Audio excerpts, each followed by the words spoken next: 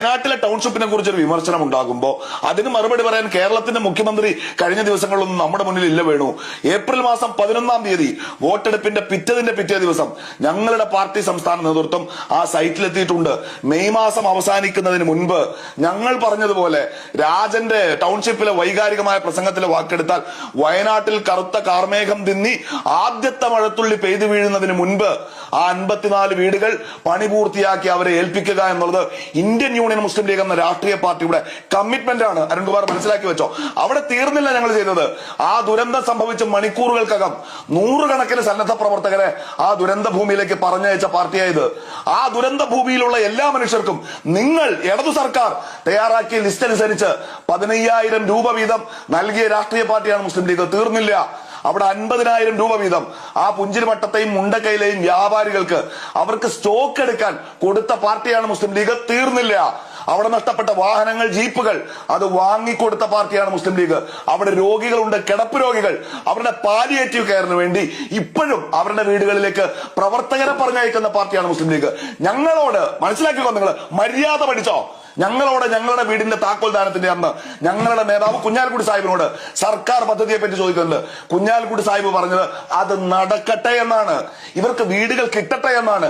ഇത്തരം ഈ കൊതിക്കറിവുണ്ടല്ലോ, നിങ്ങൾ ഈ പറയുന്നുണ്ടല്ലോ 4 ഘട്ടങ്ങളിലായി ഞങ്ങൾ പരിശോധിക്കുമെന്ന്. ഇതൊക്കെ നിർമ്മാണ ഘട്ടത്തിലാണ് അരുൺകുമാറെ.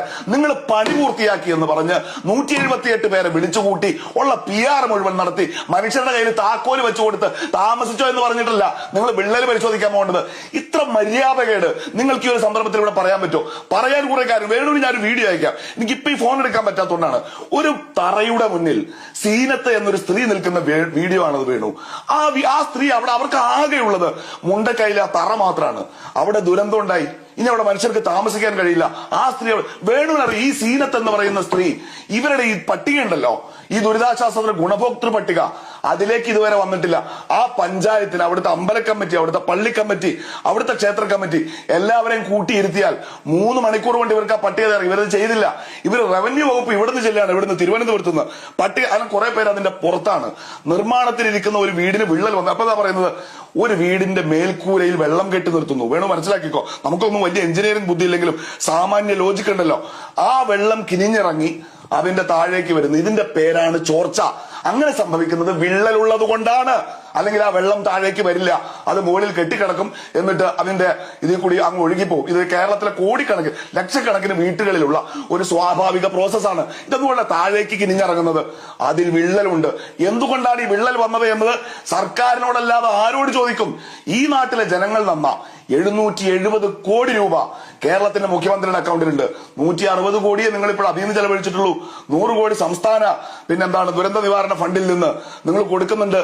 ആകെ നിങ്ങൾ അവിടെ ചെലവാക്കിയിട്ട് 300-400 കോടി രൂപ മാത്രമാണ്. മൻസൂർ എന്നൊരു വ്യാപാരി അവിടെ ഉണ്ട് വേണു. അദ്ദേഹത്തിന് ആ മുണ്ടക്കൈ അങ്ങാടിയിൽ ഒരു ഗ്ലാസ് ഷോപ്പ് ഉണ്ടായിരുന്നു, ഒരു കേബിൾ നെറ്റ്വർക്കിന്റെ ബിസിനസ് ഉണ്ടായിരുന്നു, ഒരു സൂപ്പർ മാർക്കറ്റ് ഉണ്ടായിരുന്നു. 3 നഷ്ടപ്പെട്ടു. ഇപ്പൊ കൂലിപ്പണി എടുത്ത് ജീവിക്കാണ്. നമ്മൾ 178 വീട്. ഇതാ കേരളത്തിന്റെ കരുതൽ കാണൂ ലോകമേ എന്ന അഭിമാനത്തോടെ നമ്മൾ വിളിച്ചു പറഞ്ഞു. ആ പുനരധിവാസം നെഞ്ചത്ത് കൈവച്ച് ഇവർ പറയട്ടെ, എന്താ പുനരധിവാസം? ആ ദുരന്തം നഷ്ടപ്പെടുന്ന ആ ദുരന്ത ഭൂമിയിൽ അവർക്ക് എന്തൊക്കെ നഷ്ടപ്പെട്ടോ അതെല്ലാം സ്ഥാപിച്ചു കൊടുക്കാൻ കഴിയലാണ് പുനരധിവാസം. അവിടേക്ക് കേരളം എത്തിയിട്ടുണ്ടോ? അതിന്റെ 10% വഴി നമ്മൾ നടന്നു തന്നിട്ടുണ്ടോ? ആ കുട്ടികൾ എവിടെ പഠിക്കുന്നത്? അന്ന് പറഞ്ഞ വെള്ളാറമല സ്കൂൾ ഇതാ ഞങ്ങൾ ഉണ്ടാക്കാൻ പോകുന്നു. ഒരു കല്ല് പോലും ഇട്ടിട്ടില്ല. ഈ കോൺഗ്രസിന്റെ കല്ലെവിടെ എന്ന് ചോദിക്കുന്നല്ലോ. ബെയിലി പാലം പട്ടാളം വന്ന് പണിതാണ്. വേണുവിന് ഓർമ്മയുണ്ടാവും. ആ പാലം വന്ന് പട്ടാളം പറഞ്ഞ എന്താ? ഈ പാലം ഞങ്ങൾ പൊളിക്കും. എപ്പോ? പുതിയ പാലം വരുമ്പോ. അവിടെ പുതിയ പാലത്തിന്റെ പണി ആരംഭിച്ചിട്ടുണ്ടോ? തീർന്നില്ല. അവിടെ താമസിക്കുന്ന അവിടെ ഇപ്പോ മനുഷ്യവാസ യോഗ്യമല്ല അത്. പക്ഷെ അവര് പറയുന്ന ഒരു ആവശ്യമുണ്ട്. എന്താണ്? ഇത് കൃഷിക്ക് യോഗ്യമാക്കിത്താ. ഞങ്ങളവിടെ പോയി കൃഷി ചെയ്ത് ഞങ്ങളുടെ ജീവിതം വീണ്ടും നട്ടു നനച്ച് വളർത്തിയെടുക്കാം. എന്റെ ധാരണ ശരിയാണ്. അതിന്റെ കോൺട്രാക്ട് ഊരാളുങ്കലിലാണ്. 199 അവിടുത്തെ കല്ലും മരങ്ങളും എല്ലാം മാറ്റി ആ പുഴയുടെ ഭാഗമൊക്കെ കെട്ടിയത് വീണ്ടും കൃഷി ചെയ്യാൻ അവർക്ക് പര്യാപ്തമായ രൂപത്തിലാക്കി കൊടുക്കുക. അതും നടന്നിട്ടില്ല. ഇതൊക്കെ എന്തുകൊണ്ടാ പറയുന്നത്? ഞങ്ങളൊക്കെ ഇതിനൊരു മുസ്ലിം ലീഗ് ഇതിന് ആദ്യം മുതൽ അവസാനം വരെ ഞങ്ങളൊരു സ്പിരിറ്റിൽ കണ്ടവരാണ്. ഞങ്ങൾ പൂർണ്ണമായും സംസ്ഥാന സർക്കാരിന്റെ ഈ പദ്ധതിയെ ഓൺ ചെയ്തവരാണ്. ഇവർ പേര് പൂർത്തിയാക്കി എന്ന് പറഞ്ഞു. താക്കോൽ കൊടുത്ത ഒരു വീട്, അങ്ങനത്തെ വീടാ, നിർമ്മാണ ഘട്ടത്തിലല്ല. ആ വീട് ചോർന്നാൽ, ആ വീട്ടിൽ വിള്ളലുണ്ടായാൽ അത് ചോദിക്കാൻ എല്ലാവർക്കും അവകാശമുണ്ട്, ഇനിയും ചോദിക്കും. അതിന്റെ പേരിൽ വെട്ടിക്കിളി കൂട്ടങ്ങളൊക്കെ പറന്ന് വന്ന് നൗഫൽ എന്ന് പറയുന്ന മനുഷ്യരെ അങ്ങോട്ട് കൊത്തിപ്പറച്ച് കളയാമെന്നാണെങ്കിൽ കയ്യും കെട്ടി നോക്കുമെന്ന് നിൽക്കുമെന്ന് വിചാരിക്കില്ല. ഒറ്റവാചകം കൂടി വേണു, പൊളിറ്റിക്കൽ അഫിലിയേഷൻ.